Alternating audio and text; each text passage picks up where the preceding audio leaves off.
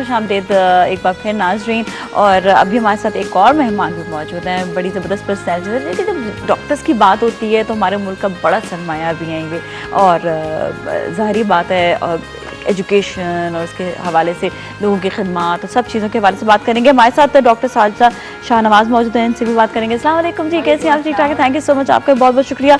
और डॉक्टर इंतखाब अहमद भी मौजूद हैं। अस्सलाम वालेकुम जी, आपका भी बहुत बहुत शुक्रिया शुक्रिया तशरीफ लाने का। आज हम वैसे तो पूरा वीक सेलिब्रेट कर रहे हैं कायद आज़म मोहम्मद अली जिन्ना के हवाले से, उनकी पर्सनैलिटी के हवाले से, और आज जो है इसी हवाले से सबसे पहले तो आपसे भी बात करेंगे। आप क्या कहेंगे उनकी पर्सनैलिटी के लिए? देखें, हमारा कुछ कहना ऐसे ही है ना, जैसे सूरज को चिराग दिखाने के मुताबिक है। आई थिंक सो कि सारी ज़िंदगी हम अपने डॉक्टर होने के टॉपिक पे ही बात करते रहे, तो एक लेजेंड के लिए बात करना, जिन्होंने वाकई हमें ये अपॉर्चुनिटीज़ दी कि हमने इस मुल्क में रह के सब कुछ सीखा। अब बाहर जाते हैं तो लोगों को हम बताते हैं फ़ख्र से कि हम पाकिस्तानी हैं। ठीक है, बेशक वो आपका अपना इन्फ्लुएंस इस कंट्री के ऊपर कैसा है, लेकिन जिन लोगों ने हमारे लिए आबा व अजदाद जिन्होंने इतना काम किया, उनका नाम हमारे लिए कितना बड़ा है, ये कोई भी पाकिस्तानी इस चीज़ को नहीं भूल सकता। क्योंकि पैदा होते ही, नाज़िया आपको पता है, पैदा होते हैं तो पता चलता है कि अल्लाह और अल्लाह के नबी के बाद हमें कोई किसी चीज़ का बताया जाता है तो वो यही है कि कायदे आज़म कौन सी हस्ती थे, कैसे उन्होंने पाकिस्तान बनाया, क्या चीज़ें की। तो ये एक ऐसी चीज़ है कि इसको, मेरा ख्याल है कि पाकिस्तान में रहने वाला बच्चा दिल से वो पर्सनैलिटी है कि जिनकी इज़्ज़त करता है, हमेशा करता रहेगा।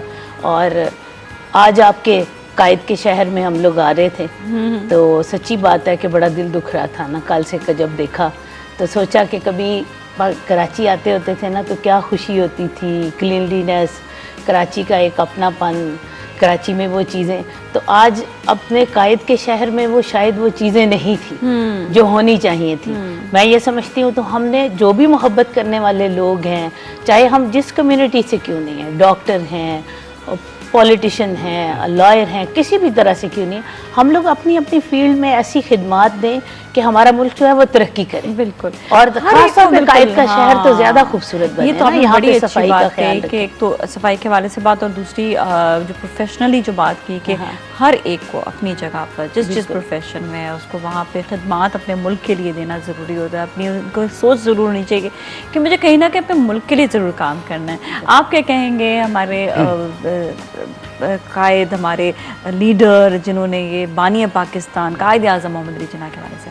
देखिए, कायद आज़म के बारे में तो आपने जब उनका जिक्र किया तो अल्लामा इकबाल का वो एक शेर जहन में आया कि हज़ारों साल नरगिस अपनी बेनूरी पे रोती है, बड़ी मुश्किल से होता है चमन में दीदा वर पैदा। क्या बात है जी। तो वो एक इंतहाई अहदसाज शख्सियत थे, और आज हम लोग इस मुआशरे में जो ज़िंदा हैं और हमें जो अपॉर्चुनिटीज़ मिली एक आज़ाद कौम की हैसियत से, उसका सेहरा जो है वो कायद आज़म की लीडरशिप और उन जैसे बहुत सारे लोग जिन्होंने इस मुल्क के लिए अपनी जान के नजराने पेश किए, उनके सर जाता है। और कायद आज़म से हमारी जो एक बहुत क्लोज़ एफिलिएशन है, उसकी एक वजह ये भी है कि मेरे वालिद मोहतरम जो इस वक्त दुनिया में नहीं हैं, उन्होंने एज ए टीनेजर उस ज़माने में पाकिस्तान की तहरीक में हिस्सा लिया, और वो बहुत ज़्यादा इंस्पायर थे कायद आज़म की शख्सियत से, और उनकी जो एक सोच थी, एक आज़ाद मुआशरे की सोच, एक ऐसी सोसाइटी की सोच जिसमें हर इंसान के पास फ्रीडम जो है उसका राइट है। तो आपसे तो बहुत सारी बात आपके वालिद साहब करते होंगे, बहुत कुछ बताते होंगे, उस टाइम के हवाले से बताते होंगे, तो हमारे साथ भी कुछ शेयर करें। जी, देखिए कि मेरे वालिद साहब जो थे वो उस ज़माने में जब बम्बई में 1947 में उन्होंने हिजरत की, तो मेरे दादा मरहूम जो थे वो पाकिस्तान, सब कुछ उनका जो कुछ भी वहाँ पे था वो सब कुछ उन्होंने छोड़ा इस मुल्क की मोहब्बत के लिए। एक बहुत इस्टेब्लिश्ड उनका बिज़नेस था वहाँ पे, और एक बहुत ही अफसोसनाक वाक़या पेश आया जब वो लोग पाकिस्तान की तरफ माइग्रेट कर रहे थे। तो जब ट्रेन जो है वो लाहौर के करीब आने वाली थी तो उस पर अटैक हुआ, जिसमें मेरे दादा जान जो है उन्होंने शहादत नोश की। तो इस वजह से हम लोगों का, ख़ास तौर पे मेरे वालिद की जो तहरीक पाकिस्तान में जिन्होंने अमली तौर पर एक हिस्सा लिया, और जो हमारी और हम जैसे बहुत सारे जो हमारे एंसेस्टर्स थे जिन्होंने पाकिस्तान के लिए अपनी जान का नजराना पेश किया, उनकी बहुत स्ट्रॉन्ग एफिलिएशंस हैं पाकिस्तान के लिए। और देखिए कि मैं जब भी पाकिस्तान आता हूँ, मुझे आकर यहाँ पे मैं यहाँ की पॉजिटिव चीज़ों को देखता हूँ। आज आपका मीडिया जो है, मैं आप लोगों को एडमायर करता हूँ कि आपने ये मीडिया इतना आज़ाद हुआ जिसमें लोगों को उनके बेसिक राइट्स के बारे में पता लगा। एजुकेशन लोगों की जो है वो इस मुआशरे में इसी तरह से ही होती है जब आप उनको आज़ादी दें। तो 1947 के बाद से शुरू होने वाला जो सफ़र है, मेरा ख्याल ये है कि कायद-ए-आज़म का जो ख्वाब था वो अभी पूरा तो नहीं हुआ, लेकिन उस सफ़र की तरफ ये रास्ता जो है और ये मंजिल जो है उसकी तरफ ये सफ़र जो है वो गामज़न है। और हम बहुत पुरुमीद हैं कि इंशाअल्लाह पाकिस्तान एक ऐसा जमहूरी मुल्क, एक ऐसी सोसाइटी के तौर पर सामने आएगा जहाँ पे रहने वाले तमाम शहरी, जिसमें मुस्लिम हो गैर मुस्लिम हो, जिनका ताल्लुक़ जो है किसी भी मसलक से हो, उन सब के लिए बुनियादी हकूक़ और उनको हर तरह की आज़ादी मुहैया हो। बिल्कुल जी, बड़ी अच्छी आपने बात की, बड़ी इंस्पायरिंग बात की। आपके अपने प्रोफेशन में बीइंग डॉक्टर, आपने क्या क्या इंस्पिरेशन आपने कायद-ए-आज़म मोहम्मद अली जिन्ना की पर्सनैलिटी से हासिल की? क्योंकि हम बचपन से जब पढ़ते हैं, वो एक अट्रैक्शन, एक वो अलग ही बात, जब आप पढ़ रहे होते हैं, अच्छा मतलब ऐसी पर्सनैलिटी जिन्होंने उस लीडर, जिन्होंने सबको इकट्ठा किया, जिन्होंने अभी हमारे साथ पहले भी गेस्ट मौजूद थे, उन्होंने बड़ी अच्छी बात की थी कि बड़े सच्चे इंसान, जब सच्चे इंसान है तो वो ऑटोमेटिकली खिंचे लोग चले आते हैं, और यही उनके साथ, यही पर्सनालिटी उनके साथ थी, और इसी वजह से लोगों ने बड़ा साथ भी दिया।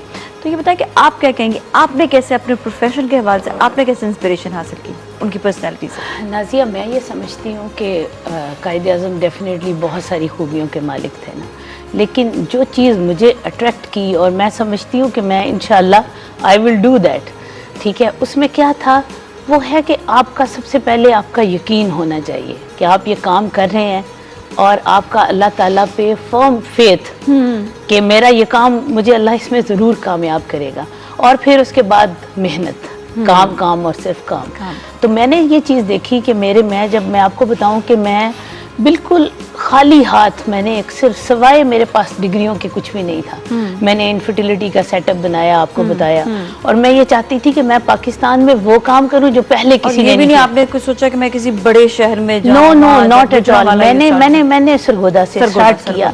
देखें कि अब हमारी ब्रांचेस और बड़े शहरों में बन रही हैं। उस वक्त कुछ नहीं, ये क्या था, एक वो ईमान की पुख्तगी जो लोग लेते हैं ना, लोग समझते हैं वली होते हैं जी, ये दरबारों पे चले जाएं, ज़रूरी नहीं आपको वली दरबारों पे मिले। ऐसी हस्तियाँ ही सबसे बड़े वली होते हैं जो आपको बताते हैं, मेहनत करना सिखाते हैं। मैंने मेहनत की, और फिर अब ख़ास तौर पे अभी हमने एक नया सेगमेंट जिसमें मैं ये सच चाहती थी कि हमारे मुल्क में जब मैं बच्चियों को रुलता हुआ देखती थी ना कि हर घर में 8-8 बेटियाँ हैं, उनका कोई पुरसाने हाल नहीं है, हस्बैंड है तो वो ये समझेगा कि मुझे क्या फ़र्क पड़ता है, मैं आज एक बीवी को तलाक दूँ तो मुझे 3 और मिल जाएंगी। तो क्या वजह है कि बच्चियाँ इतनी ज़्यादा हो रही हैं? मैंने इस पे, आप यकीन कीजिए कि इस पे भी मैंने जो काम करना शुरू किया है ना, जेंडर सिलेक्शन वाला, कि मैं इस मुल्क में ऐसा बैलेंस लेकर आऊँ कि इस मुल्क के अंदर बेटे और बेटियों का बैलेंस ठीक हो जाए, ताकि बच्चियों की इज्जत भी हो। और ये काम, इसकी इंस्पिरेशन नो डाउट कि कायद-ए-आज़म जैसी हस्ती से है कि जो खाली इन्होंने एक उंगली के इशारे से, बग़ैर लड़ाई के, बग़ैर किसी चीज़ के, सिर्फ अपनी टॉक से, अपनी कन्वर्सेशन से हमें पाकिस्तान दिया। तो हम अपने पाकिस्तान को इस्टेब्लिश क्यों नहीं कर सकते अगर हम चाहें? बिल्कुल। और अपनी जगह पर किस तरह से आपने जो है बहुत सी चीज़ों को सोचा, बहुत कितनी आगे की सोच, मतलब ये नहीं कि ये सिर्फ सोच जो है, ये बहुत आगे की सोच है, ये किस तरह से हम जनरेशन टू जनरेशन चीज़ों को बेहतर कर सकते हैं। हमारे साथ एक कॉलर, फिर मैं आपकी तरफ आऊँगी, आपके भी इंस्पिरेशन के बारे में जानूँगी। हेलो जी, अस्सलाम वालेकुम। वालेकुम मैम, मैं हाफिज बिलाल बात कर रहा हूँ। जी, क्या कहेंगे? आपको और आपके पूरे नेटवर्क बिटवीन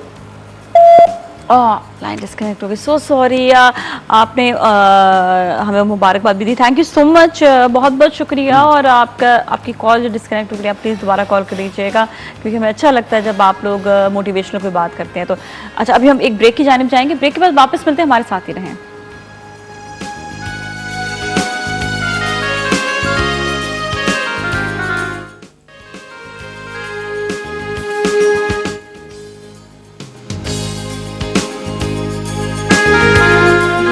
खुशामदीद एक बार फिर नाजरीन।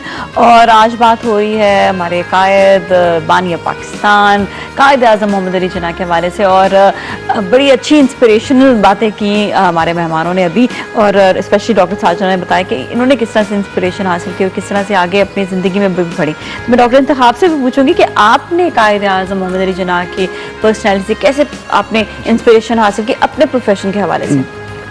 देखिए नाजिया, बहुत अच्छा आपने क्वेश्चन किया।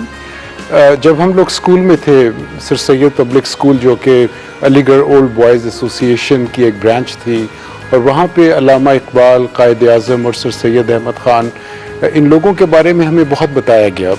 तो बचपन में एक हमारी क्लास में एक स्टेटमेंट होती थी, यूनिटी, फेथ एंड डिसिप्लिन। और हमारे प्रिंसिपल साहब जो थे शफी मंसूर, जो कि ख़ुद एक अलीगढ़ से उन्होंने तालीम हासिल की, कायद आज़म के बहुत बड़े वो फ़ैन थे।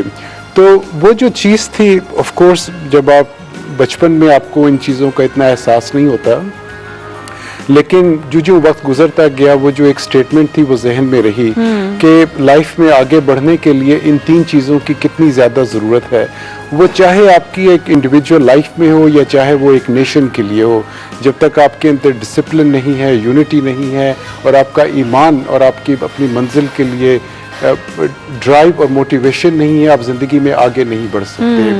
तो और दूसरी बात ये कि आप कायद आज़म की ज़िंदगी को देखिए कि वो एक बहुत इंतहाई वेल सेटल्ड एजुकेटेड बैरिस्टर थे। उनके पास किसी चीज़ की कमी नहीं थी, वो एक बहुत ज़्यादा लग्जूरियस लाइफ थी उनकी। लेकिन जब उनको एक कॉज मिली, जो उनके सामने एक मिशन आया और वो आज़ादी का मिशन, तो उन्होंने हर चीज़ को खैर बात कहा। और फिर ये वाकई कॉज कितना इंसान को मोटिवेट करता है, इस पर हम बात करते हैं। हमारे से कॉलर उनसे बात करेंगे। हेलो जी, अस्सलाम वालेकुम। हेलो जी, अस्सलाम वालेकुम। वालेकुम सलाम। जी, क्या कहेंगे? मुझे ये बात करनी थी ऑनलाइन। जी जी, आप लाइव हैं, आप जो है इस वक्त लाइव बात कर रहे हैं। हेलो, अच्छा जो है थोड़ी सी लाइन उनकी सही नहीं आ रही थी। अच्छा, हमारे साथ खालिद साहब भी मौजूद हैं, उनसे भी हम बात करेंगे। अस्सलाम वालेकुम। अस्सलाम वालेकुम जी खालिद साहब। बस जब कायद आज़म का यौम विलादत आता है और जब हम कायद की तस्वीर की तरफ को देखते हैं, तो यकीन माने कि आंसू निकलने लगते हैं कि एक बंदा जिसने कभी कोई हथियार हाथ में नहीं पकड़ा, जिनकी कोई बहुत बड़ी बड़ी मूछें या लंबी दाढ़ी नहीं थी, कोई उनकी कोई भारी भरकम उस किस्म की वो नहीं थी, एक दुबले पतले इंसान, लेकिन हम जब उनका कंडक्ट देखते हैं और एक एक स्टेप पे जब हम उनकी एक्शन देखते हैं, तो यकीन माने कि हमें रोना आता है। वो जो मॉडल और तमाम चीज़ें जो उन्होंने जो 3 बातें कही, यूनिटी, फेथ, डिसिप्लिन, जो उनके 3 प्रिंसिपल थे, आप यकीन माने कि इसमें तमाम कामयाबी के फलसफे को उन्होंने इसके अंदर जमा कर दिया है। अगर आज हम लोगों में अगर कोई चीज़ लैक कर रही है, तो वो ये तीनों चीज़ें हैं। बिल्कुल जी, बिल्कुल जी, thank you so much for calling, बहुत बहुत शुक्रिया। और अभी हमने मोटिवेशन की भी बात की, हमने देखा कि बाकी उनकी पर्सनालिटी सीखने की ज़रूरत है, समझने की ज़रूरत है। अच्छा डॉक्टर साजिदा, आप खिदमात की जब बात होती हैं, तो जब नई इनोवेशंस आती हैं, नई चीज़ें आती हैं, आप लोग नए नई टेक्नोलॉजी को लेकर आते हैं पाकिस्तान में, ये जहाँ पर जो इस वक्त इदारे हैं जहाँ पर नई टेक्नोलॉजी आ रही होती है, तो बड़ा जो है ये आप लोग का एक बड़ा खिदमात है मुल्क के लिए भी। आप बताएं, आप लोग नई प्लानिंग्स आप लोग की क्या है, क्या कुछ नया लेकर है? आपने कहा जेंडर का आपने बताया भी, इसके बारे में भी थोड़ी सी डिटेल्स और थोड़ा सा नाजिया, टेस्ट ट्यूब बेबी तो बहुत पुराना हो गया ना। हाँ। हमारी वो टेक्नोलॉजी है जो इस वक्त हमारे पाकिस्तान में तकरीबन 8 active test tube baby centres जो अभी काम कर रहे हैं सक्सेसफुली। अच्छा, इसके अलावा ऐसे लोगों के लिए बहुत मुश्किल थी कि जिनके हमें स्पर्म भी नहीं मिलते थे। ये एक नई टेक्नोलॉजी हम पाकिस्तान में पहली दफ़ा लेकर आए हैं, that is called reproductive stem cell therapy. उसमें हम करते क्या है कि पेशेंट के किसी भी टिश्यू से अगर उसके स्पर्म ख़त्म हो गए हैं, तो उसके किसी भी टिश्यू से, चाहे वो स्किन से, म्यूकोजा के टिश्यू को कल्चर करा देते हैं। कल्चर करने के बाद जब वो स्टेम सेल बन जाते हैं, तो उन स्टेम सेल से हम स्पर्म अचीव कर लेते हैं। Okay. ठीक है, और फिर वो बायोलॉजिकल पेरेंटिंग उनकी हो सकती है। मेरे से पिछले सेम दफा goes for women as well के उनके भी क्या इसी तरह ही हो सकता है एग्स के वाले से या नहीं? बिल्कुल, हो विमेन सकता है? में विमेन ये चीज तो एस्टेब्लिश हो चुकी है मेल के लिए। विमेन की जो अभी टेक्नोलॉजी है ना, that is under trial. Okay. उसमें भी हमने कुछ वुमेन को सिलेक्ट किया है। उनके रिजल्ट्स मैं आपको बताऊंगी। अभी हम लोगों के वो रिजल्ट्स चल रहे हैं। उनके भी हमने सेल लिए हैं, उन सेल को ग्रो किया है टुवर्ड्स स्टेम सेल। जब वो स्टेम सेल ग्रो हो जाएंगे ना, तो आपकी उन फेल्ड ओवरी के अंदर वो स्टेम सेल इंजेक्ट कर दिए जाएंगे। Okay, ठीक और है। वो जब उसके बाद वो रीग्रो करेंगे तो वो ओवोजेनेसिस और ओवेरियन एक्टिविटी उनकी नॉर्मल हो सकती है। मसलन ये एक नई रिसर्च है, नई टेक्नोलॉजी है। इसके अलावा जो हमने जिसके ऊपर हमने 100% 97.9% रिजल्ट के साथ इस्टेब्लिश कर लिया सक्सेस रेट के साथ, वो क्या टेक्नोलॉजी है कि फैमिली बैलेंसिंग के लिए। और ये सिर्फ उन लोगों को हम ऑफर करेंगे ताकि माशरे में बिगाड़ ना आए जिनकी पहले 2 बेटियां हैं। उन लोगों को हम जेंडर सिलेक्शन देंगे।